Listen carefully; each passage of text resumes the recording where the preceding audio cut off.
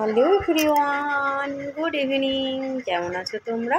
আশা করি ভালোই আছো। তো আমি তো বসেছিলাম একটুখানি হাওয়া খাচ্ছিলাম, খুব গরম লাগছিল তো এবার সেজন্য একটু হাওয়া খাচ্ছিলাম। এখন যাব পাশের ঘরে, তোমাদের সাথে শেয়ার করব আজকে ইভিনিংয়ে কি হচ্ছে। স্ন্যাক্স, তাই তো? স্ন্যাক্স কি তৈরি করছি আজকে। আজকে স্ন্যাক্স কিছুই তৈরি করছি না তেমন, তবুও তোমাদের একটু দেখতে ইচ্ছা করলো তাই দেখাচ্ছি। আর এই দুটো দেখে কি তোমরা বুঝতে পারছো? আমসত্ত্ব, আমসত্ত্বটা দিয়েছি আজকে, 2 থালা দিয়েছি আমি, সেটাই তোমাদের দেখাচ্ছি। আর যা বৃষ্টি শুরু হয়েছে, এই বৃষ্টিতে যে আমার আমসত্ত্বর কী অবস্থা হবে সেটাই বুঝতে পারছি না। আসলে ভেবেছিলাম কি বলো তো, দেবো না, তারপরে আবার শুরু করে দিলাম দেওয়া, যেটা স্বভাব আমার। তো দেখো ঢাকনা তুলছি এখন। এটা হচ্ছে স্যুপ, গরমা গরম স্যুপ তৈরি করছি আমি আজকে ইভিনিংয়ে। দাদা চিকেন এনেছিল সানডেতে, তো জানো সবার বাড়িতেই হয়তো মোটামুটি চিকেন মাটন হয়, তো আমারও হয়েছিল এই যে চিকেনগুলো। তো সেই জন্য আমি স্যুপটা বানাচ্ছিলাম। প্রথমে ভিডিও করতে পারিনি, একা একা ক্যামেরা ধরাটা খুব মুশকিল ছিল এর জন্য। তো স্যুপটা যখন অনেকটা রেডি হয়ে গেছে, সব কিছু দিয়ে দিয়েছি, তারপরে ভাবলাম একটুখানি তোমাদের সাথে শেয়ার করি। তো চিকেনটা আমি তুলে নিয়েছি, খুব গরম বুঝেছো, ছাড়াতে পারছি না, হাতে গরম লাগছে। তো এইভাবে চিকেনটাকে ছাড়াবো ঝিরি করে। আর একটু হাড্ডির সাথে চিকেন দিলে জানো তো কী হয়, একটু ভালো নরম, খুব সুন্দর হয়।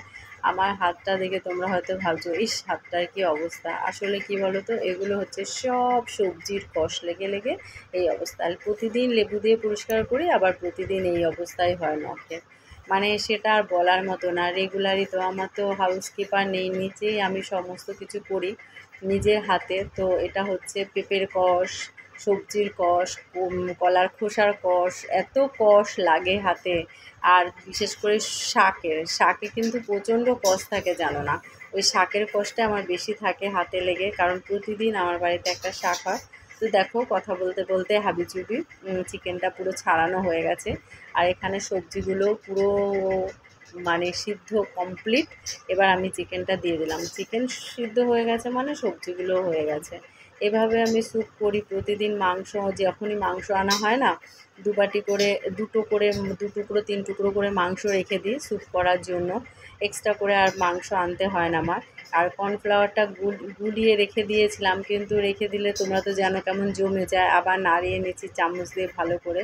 কর্নফ্লাওয়ারটা দেওয়ার সময় না এই প্রসেসে দিতে হবে, এক হাত দিয়ে ঢালতে হবে আর এক হাত দিয়ে খুন্তি দিয়ে এরকম করে নাড়াতে হবে। না হলেই না একদম নিচে গিয়েই জমে যাবে কর্নফ্লাওয়ার, গরমে পড়লেই জমে যাবে। তো দেখো স্যুপটা নাড়িয়ে নাড়িয়ে আমি রেডি করে ফেললাম। দেখো কত সুন্দর ঘন হয়ে গেল। দেখো এবার ভালো লাগছে কি না।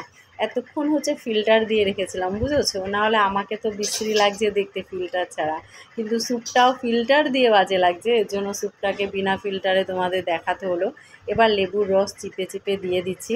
অবশ্যই গ্যাসটা বন্ধ করে নেবে, গ্যাস বন্ধ করে লেবুর রসটা দেবে, না হলে টকের জায়গায় তেতো হয়ে যাবে। স্যুপটা তো খেতে জানি দারুণ হবে, কারণ সত্যি স্যুপটা খুব ভালোই বানাই আমি, নিজের ক্রেডিট নিচ্ছি, কলারটা উঁচু করে নিচ্ছি ঘরে বসে, তোমরা তো দেখতে পাচ্ছ না। আর তোমরা যদি জানতে চাও আমি স্যুপটা টোটালি কিভাবে বানালাম, তাহলে আমাকে এসএমএস করো, আমি বলে দেবো।